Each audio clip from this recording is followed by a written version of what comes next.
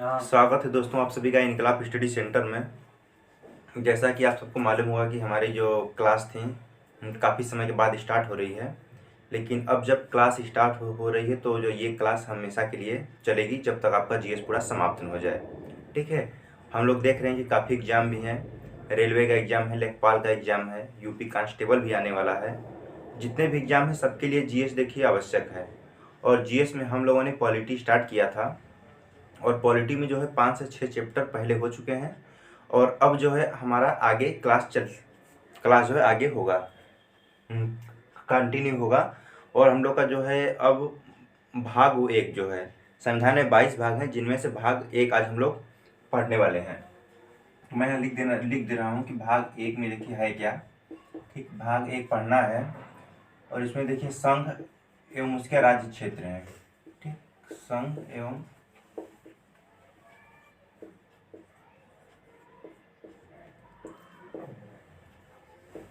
उसके राज्य क्षेत्र।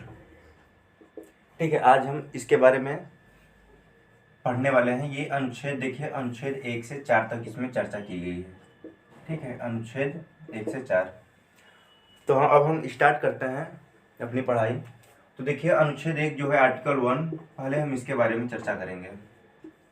ठीक, देखिए अनुच्छेद 1 जो है, अनुच्छेद 1 में कहा गया है कि हमारा जो राष्ट्र है, ठीक है, जो हमारा राष्ट्र है इसके 2 नाम होंगे। ठीक, इसके 2 नाम होंगे, भारत अर्थात इंडिया।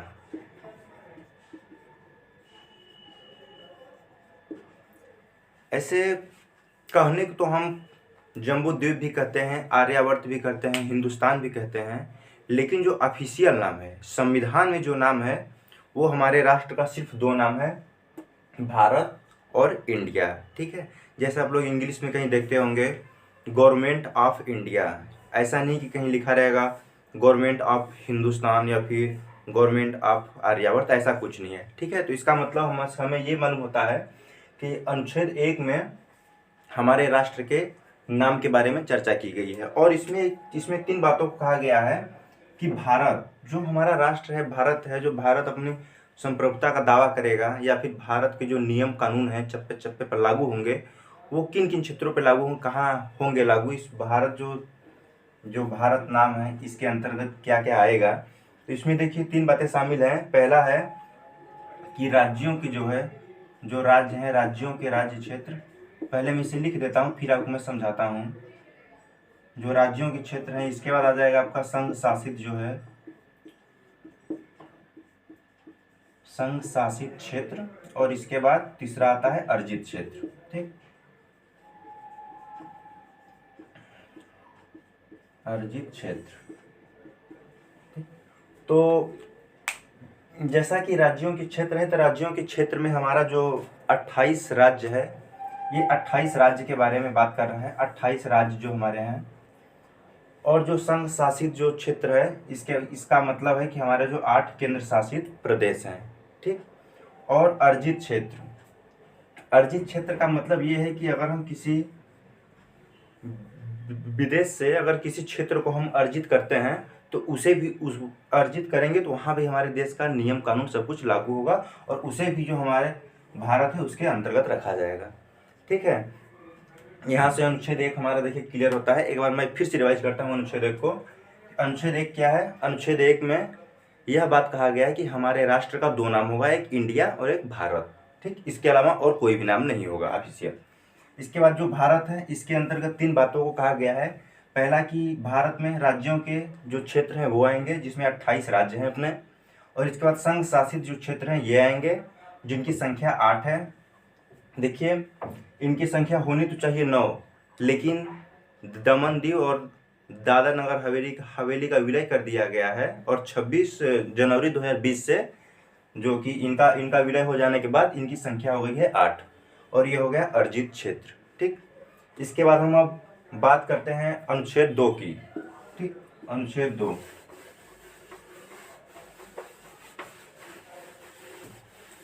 चलिए हाँ, इसके पहले देखिए अनुच्छेद 2 को स्टार्ट करने से पहले मैं अनुच्छेद 1 में कुछ बातें हैं मैं उनको आपसे कह देना चाहता हूँ। अगर आप कहीं पर देखेंगे आर्टिकल 1 तो इस तरीके से लिखा रहेगा कि भारत अर्थात इंडिया राज्यों का संघ है। ठीक है, राज्यों का संघ मतलब कि यूनियन ऑफ इंडिया। ठीक है, यूनियन ऑफ स्टेट। ठीक,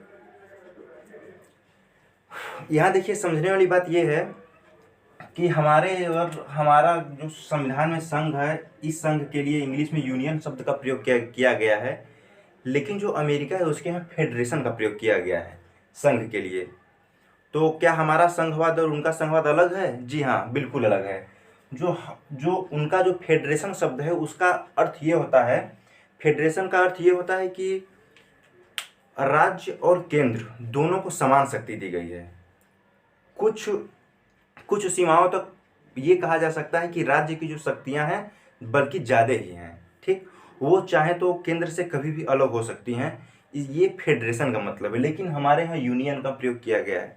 यूनियन का अर्थ ये होता है कि हमारे जो राज्य हैं, जो हमारे 28 राज्य हैं, ये किसी समझौते के द्वारा नहीं बनाए गए हैं, बल्कि ये जो इनकी शक्तियाँ जो हैं, जो यहाँ पर जो यूनियन में संघ है, हमारे यहाँ जो संघवाद है, इसका मतलब कि अगर राज्य और केंद्र की शक्तियाँ देखी जाए तो केंद्र की शक्तियाँ जो है कुछ ज़्यादा हैं, और हमारे यहाँ राज्य को ये अधिकार नहीं है कि वो केंद्र से अलग हो जाएं। ठीक, और बल्कि केंद्र के अंदर ये शक्ति है कि राज्य को, जो किसी भी राज्य को काट करके अलग राज्य बना सकता है, किसी दो राज्यों को जोड़ के एक राज्य बना सकता है। इसका मतलब यहाँ एक लाइन में समझने की कोशिश करते हैं कि हमारे यहाँ एक लाइन है, समझिए आप, कि विनाशी राज्यों का अविनाशी संघ। ठीक, विनाशी राज्यों का अविनाशी संघ। ठीक, इसका मतलब कि राज्यों का विनाश हो सकता है पर केंद्र का नहीं। ठीक है, हमारे यहाँ यूनियन का मतलब यह है, लेकिन फेडरेशन का मतलब है कि केंद्र और राज्य की दोनों की शक्तियाँ समान हैं, बल्कि राज्य की कहीं ज़्यादा हैं और राज्य केंद्र से कभी भी अलग हो सकते हैं। लेकिन हमारे यहाँ ऐसी चीज़ नहीं है। तो एग्जाम में क्वेश्चन किस तरीके से आएगा कि विनाशी राज्यों का अविनाशी संघ की अवधारणा कौन से अनुच्छेद में है? तो ये अनुच्छेद 1 से संबंधित है। ठीक, अब हम स्टार्ट करते हैं अनुच्छेद 2। ठीक, पहले अनुच्छेद 2 को समझ लेते हैं। देखिए, अनुच्छेद 2 का ये है जो भारतीय संघ है। ठीक, जो ये भारतीय संघ है, इसमें किसी भी विदेशी राज्य को अगर हम स्थापना करते हैं या कि विदेशी राज्य को शामिल करते हैं तो इसकी शक्ति संसद के पास है। ठीक, इसकी शक्ति संसद के पास है, ना कि राष्ट्रपति के पास। ठीक, तो अनुच्छेद 2 हम लोग एक बार लिख लेते हैं।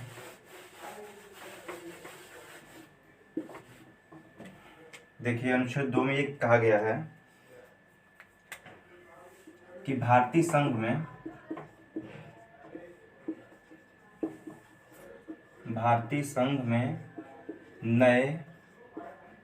नए क्षेत्र या फिर विदेशी क्षेत्रों के प्रवेश। ठीक है, विदेशी क्षेत्रों के प्रवेश या स्थापना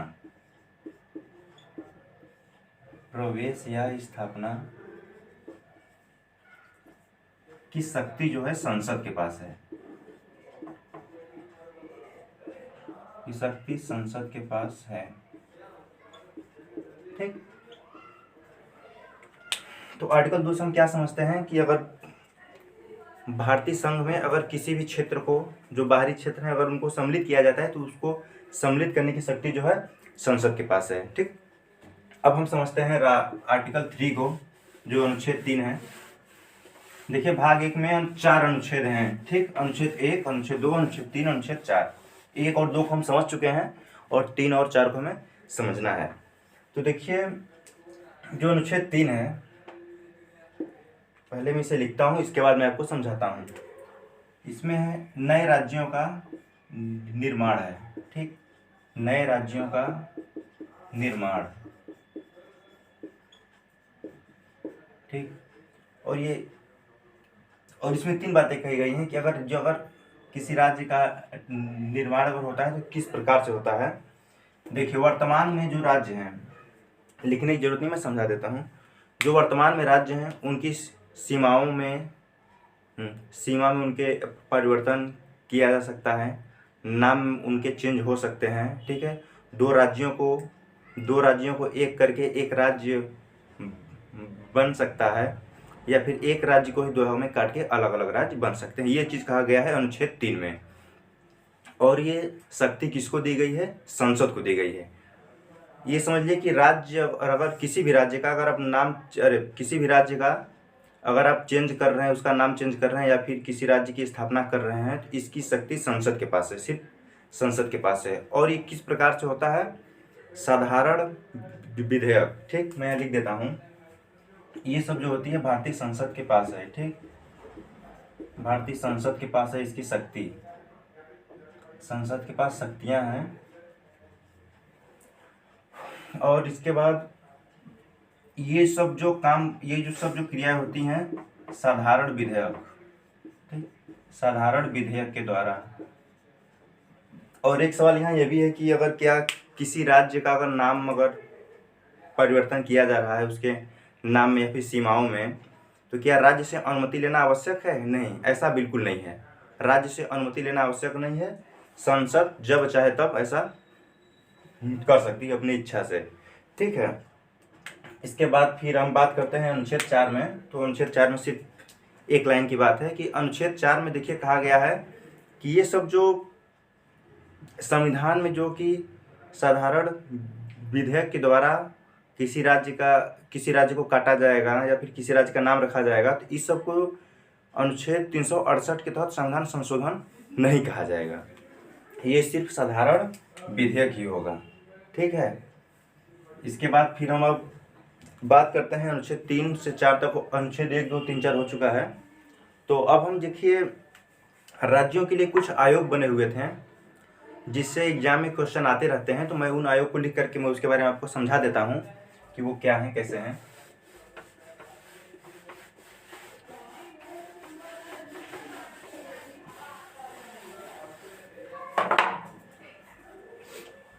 देखिए पहला है धर आयोग।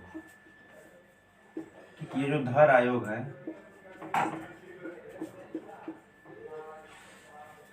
ठीक है, ये देखिए पहला भाषाई आयोग था, ठीक है। क्या है? पहला भाषाई प्रांत आयोग। और क्वेश्चन पूछता है कि स्वतंत्र भारत के बाद जो है पहला भाषाई प्रांत आयोग, तो ये है पहला भाषाई प्रांत आयोग, ठीक। इस आयोग की स्थापना क्यों की गई थी, मैं आपको ये समझाना चाहता हूँ। इस आयोग की स्थापना इसलिए की गई थी कि कुछ लोगों का मांग था कि भाषा के आधार पर जो है राज्यों का गठन जो है किया जाए।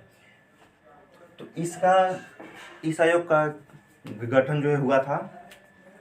लेकिन देखिए ये जो धर आयोग था, इसने भाषा के आधार पे, ठीक, भाषा के आधार पे जो है राज्यों का गठन करने से बिल्कुल ही मना कर दिया कि बोला नहीं, भाषा के आधार पे नहीं हो सकता है, ठीक। प्रशासनिक सुविधा के आधार पे होगा पर भाषा के आधार पे नहीं, ठीक। प्रशासनिक सुविधा को इसने बोला हाँ। तो क्वेश्चन आता है कि क्या धर आयोग में भाषा के आधार पे क्या राज्यों का गठन हुआ था? तो आपका जवाब होगा नहीं, भाषा के आधार पे राज्यों का गठन नहीं हुआ था। इसके बाद दूसरी समिति जो है, ये जो आयोग है, इसकी स्थापना से तो क्वेश्चन नहीं आते हैं, पर आप जान लीजिए, ये देखिए जून 1948, ठीक, जून 1948 में इस आयोग की स्थापना हुई थी। और इसने अपनी रिपोर्ट जो है दिसंबर 1948 में पेश की, ठीक, रिपोर्ट। इसने भाषा के आधार पर बोला कि नहीं, राज्यों का गठन भाषा के आधार पर नहीं होगा, बात नहीं बनी, आंदोलन होते रहे। तो इसी के जस्ट बाद जो है एक समिति है, जेवीपी समिति, ठीक है, जेवीपी समिति का गठन किया गया, जेवीपी समिति, ठीक, जेवीपी समिति का गठन जो है किया गया। और इसका गठन जो है, इसका भी आप जान लीजिए कि कब किया गया। मान लिए क्वेश्चन का जो ट्रेंड है चेंज हो रहा है, क्या पूछेंगे कुछ नहीं पता है, कुछ भी पूछ सकते हैं। ये देखिए दिसंबर 1948, ठीक, दिसंबर 1948 में इस आयोग का गठन हुआ था। और ये अप्रैल 1949 में अपनी रिपोर्ट को पेश किया था, ठीक है। ये जो है रिपोर्ट,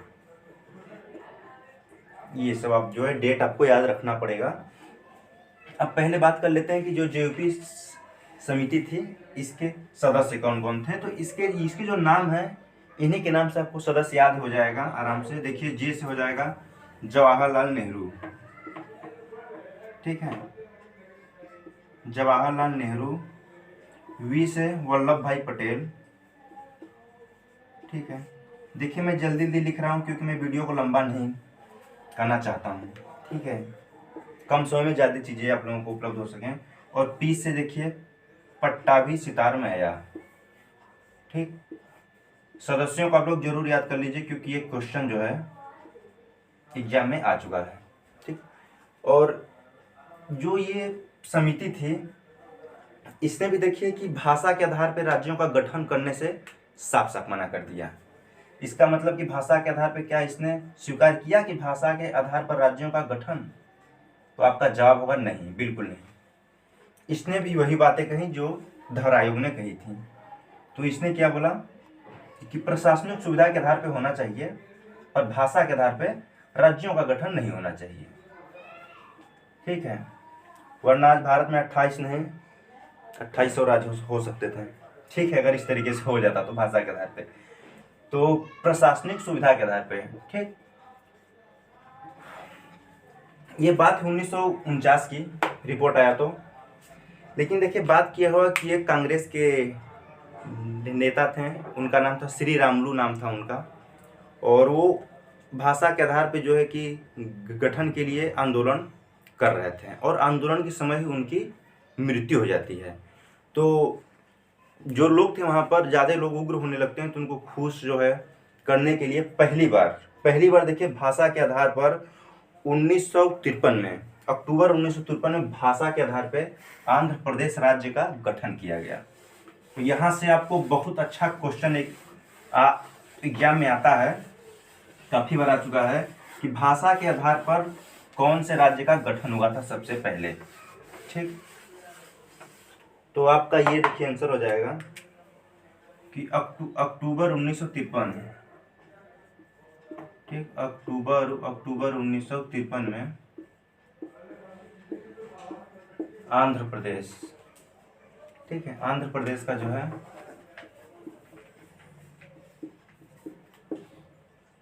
आंध्र प्रदेश का गठन किया गया, ठीक। और ये भाषा के आधार पे किया गया, ठीक। दूसरी बात यहाँ कि ये भाषा के आधार पर गठित पहला राज्य था, ठीक है, गठित पहला प्रांत, ठीक है।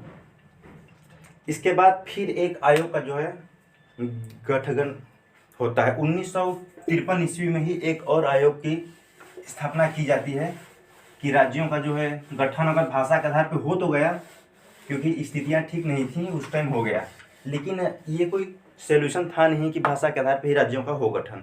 तो उसके लिए देखिए एक आयोग था फजल अली आयोग, ठीक, फजल अली आयोग। फजल अली आयोग की स्थापना की गई। ये कब किया गया? 1953 ईस्वी में ही, ठीक, 1953 ईस्वी में किया गया। और इसके देखिए 3 सदस्य थे, सदस्यों को जरूर याद करिएगा। और इसका देखिए हमने जो आयोग बताया, धर आयोग, यहाँ देखिए धर आयोग, जेवीपी आयोग और ये फजल अली आयोग, ठीक, फजल अली। इनका क्रम याद कीजिएगा जरूर आप कि पहले कौन आया था, ठीक है। एग्जाम में क्रम से करने के लिए आता है एग्जाम में कि पहले कौन से आयोग का गठन किया गया था, तो यहाँ हमने लिख दिया है। तो देखिए इसमें 3 सदस्य हैं। पहले तो हो गए फजल अली, ठीक, और दूसरे हो गए के.एम. पाणिक्कर, ठीक, के.एम. पाणिक्कर, और दूसरे थे एच.एन. कुंजरू, ठीक, एच.एन. कुंजरू। इसमें देखिए क्या कहा गया कि इस आयोग ने बोला कि नहीं, भाषा के आधार पर तो गठन नहीं होना चाहिए, इससे भी दूरी बनाई इसने।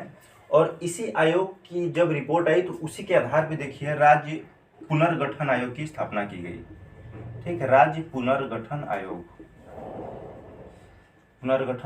1956, ठीक, 1956, ये 1 नवंबर की डेट थी, ठीक, इसकी स्थापना की गई।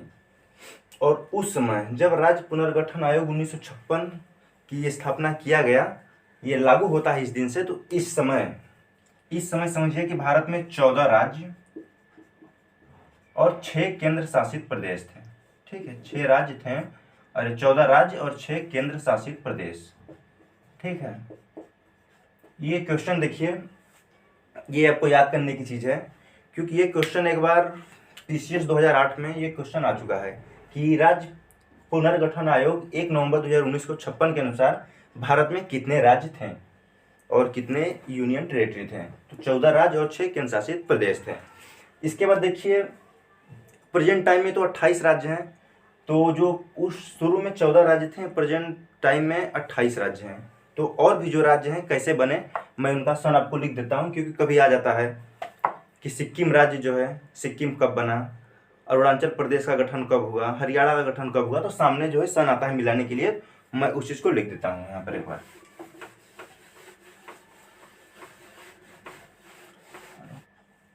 देखिए हमने अभी रोक करके इस सबको लिख लिया इसलिए क्योंकि वीडियो लंबा हो रहा था और समय देखिए कम था कि वीडियो लंबा करेंगे ज़्यादा तो आप लोग देखना नहीं चाहेंगे। तो ये देखिए 14 राज्य हमने क्या बताया था कि जो राज्य का पुनर्गठन आयोग था 1956, इसके तहत देखिए कितने राज्य थे, 14 राज्य थे। ठीक, 14 राज्य हो गए थे। अब देखिए 15वां राज्य जो है कौन बना था, गुजरात बना 1960। जरूर याद करिएगा, सन याद करना आवश्यक है क्योंकि एग्जाम में आता है, राज्य दे देगा, सन दे देगा, आपको मिलाना पड़ेगा। ठीक, 16वां राज्य कौन बना था, नागालैंड 1963 में। 17वां राज्य बना था हरियाणा 1966। इसके बाद देखिए 18वां राज्य बना था हिमाचल प्रदेश 1971 में। देखिए सन वाइज है, आप अगर इसे 4 से 5 बार पढ़ेंगे लिखेंगे तो जरूर आपको याद हो जाएगा, ऐसा कोई चीज़ नहीं जो आप याद न कर सकें। अब देखिए 19वां राज्य था मणिपुर, 20वां त्रिपुरा, 21वां मिजोरम, और ये तीनों बने थे कब, 1972 में। ठीक, याद कर सकते हैं आप, तीनों नॉर्थ ईस्ट के हैं तो याद करने में भी काफ़ी आसानी होगी। इसके बाद देखिए 22वां राज्य है सिक्किम, ये बना था 1975 में, और ये बना था 1975 में 36वां संविधान संशोधन के तहत। इसको समझाना आवश्यक इसलिए है क्योंकि देखिए सिक्किम जो है भारत का वो क्षेत्र नहीं था, वो एक राजा थे जोग्याल, ये उनके शासन के अधीन था। लेकिन क्या हुआ कि वहाँ के लोगों ने उनके खिलाफ एक आंदोलन किया और बोला कि मैं भारत जैसे लोकतंत्र के देश के साथ में जाना चाहता हूँ।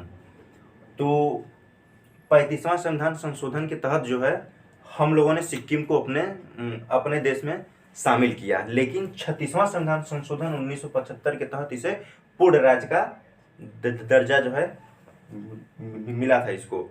तो यहाँ क्वेश्चन क्या है देखिए, अगर 35 जो संविधान संशोधन है, 35वां संविधान संशोधन 1974 और 36वां 1975, ये दोनों देखिए सिक्किम से संबंधित हैं।